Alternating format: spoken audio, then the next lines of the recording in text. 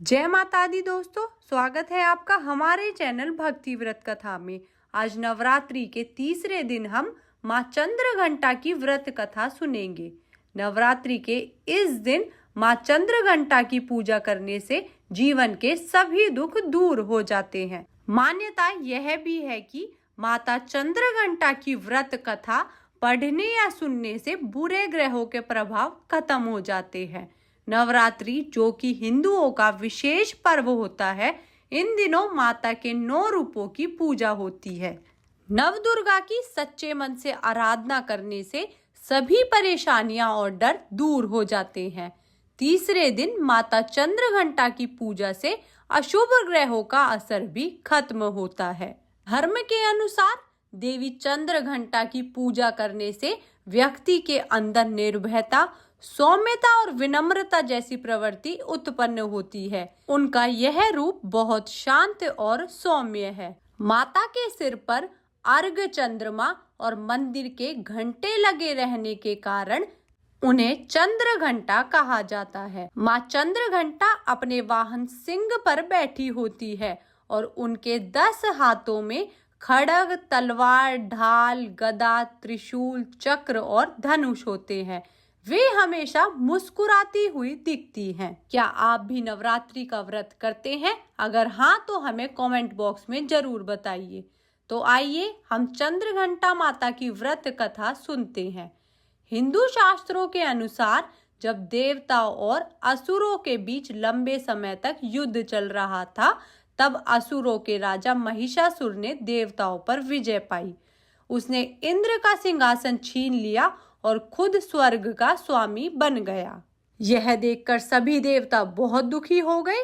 स्वर्ग से निकाले जाने के बाद देवता त्रिदेव ब्रह्मा, विष्णु और महेश के पास गए। वहां उन्होंने असुरों द्वारा किए गए अत्याचार और इंद्र, चंद्रमा, सूर्य, वायु समेत अन्य देवताओं के छीने गए अधिकारों के बारे में भगवान को बताया।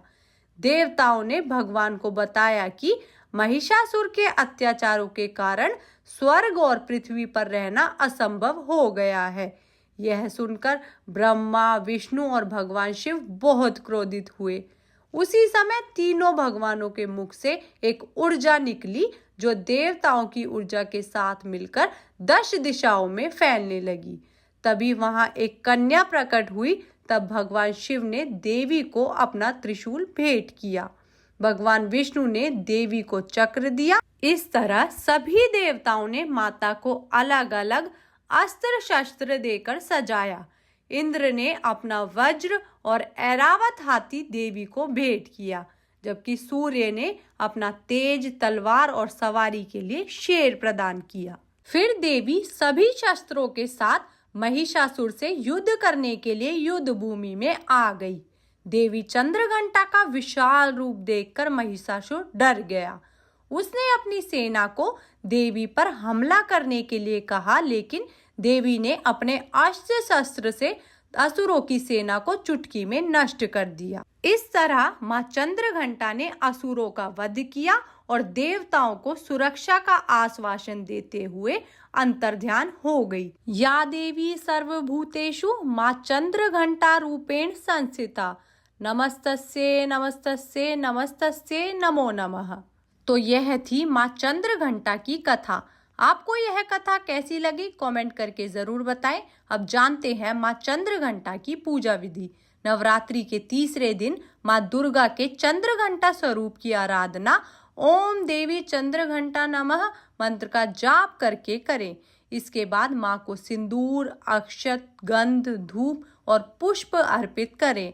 आप देवी को चमेली या कोई लाल फूल अर्पित कर सकते हैं और दूध से बनी मिठाई का भोग लगाएं। पूजा के दौरान दुर्गा चालीसा का पाठ और दुर्गा आरती भी कर सकते हैं। धन्यवाद। जय माता।